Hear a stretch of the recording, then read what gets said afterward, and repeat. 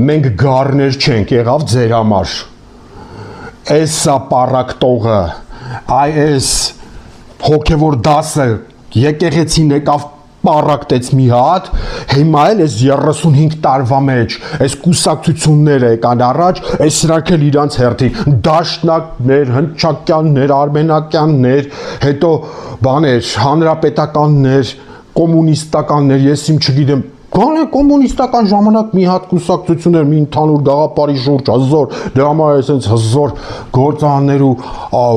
արտմիություններով բան արած, ստեղծված վիճակ էր,